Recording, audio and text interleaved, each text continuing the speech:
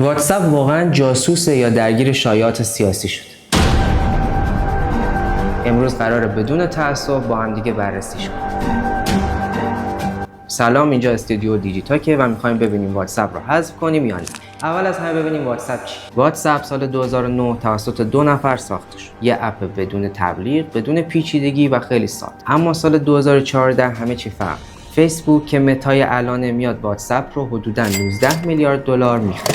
اینجا بحث شروع میشه. گافهای امنیتی، شایعات بسیار و هک توسط اسرائیل. از لحاظ فنی واتساپ از رمزنگاری end to end استفاده میکنه. یعنی چی؟ یعنی وقتی 2 نفر دارن با هم دیگه صحبت میکنن، اطلاعات از شخص A وقتی میخواد به شخص B برسه، هیچکی اون اطلاعات رو نمیتونه بخونه، حتی خود شرکت واتساپ. ولی یه نکته خیلی مهم این وسطی که هیچکی در موردش حرف نزد: متا دیتا یا فرا دیتا. اینا یعنی چی؟ یعنی اطلاعاتی که مربوط به اطلاعات محتوای چت، کی حرف زده، چقدر حرف زده، کی آنلاین بوده و حتی IP و مدل دستگاه. این اطلاعات توسط واتساپ نگهداری میشه. خودش هم اعلام کرد و طبق اعلام رسمی خود سایت واتساپ گفته من این اطلاعات رو به صورت قانونی اگر نیاز باشه در اختیار دولت‌ها و شرکت‌های دیگه قرار میده. ولی داستان به اینجا ختم نمیشه، حتی دارک‌تر هم میشه. واتساپ تا حالا 2-3 تا باگ امنیتی خیلی بزرگ داشته. سال 2019 اتفاق عجیب واسه واتساپ افتاد. تماس تخریب کنن. یعنی چی؟ یعنی کافی بود یک نفر بهت زنگ بزنه تا کل اطلاعاتت رو داشته. و نکته عجیب‌تر این ماجرا اینجاست که توسط یک شرکت اسرائیلی این اتفاق افتاد. شرکت NSO Group. جالبه بدونید این شرکت همون شرکتیه که نرم افزار معروف جاسوسی تاریخ رو ساخت.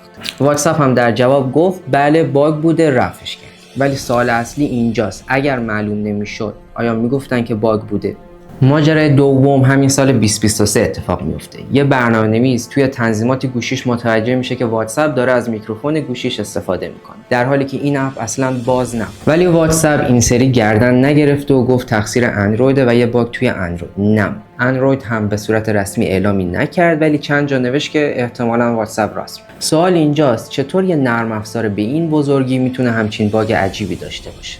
نکته مهمتر بکاپ ها. واتساپ از رمزنگاری end to end استفاده میکنه، ولی تا زمانی که چتت رو بکاپ نگیری. وقتی تو چتت رو بکاپ میگیری از حالت رمزنگاری در میان و توی گوگل درایو یا آیکلود ذخیره میشن و اصلا دست واتساپ نیست. یعنی هر کسی به اون بکاپ ها دسترسی داشته باشه میتونه پیام های تو رو بخونه و اصلا واتساپ هم متوجه این داستان نمیشه. یه سوال واسه خیلی پیش اومد که منطقی: آیا اگه واتساپ جاسوسیه اندروید و iOS اجازه میدن که این کار رو بکنه؟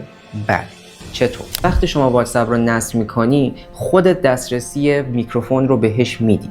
یعنی اندروید اجازه نمیده واتساپ غیرقانونی استفاده کنه، ولی ما وقتی نصبش میکنیم ازمون دسترسی میخواد و ما هم به راحتی میدیم. پس از نظر فنی بله میشه.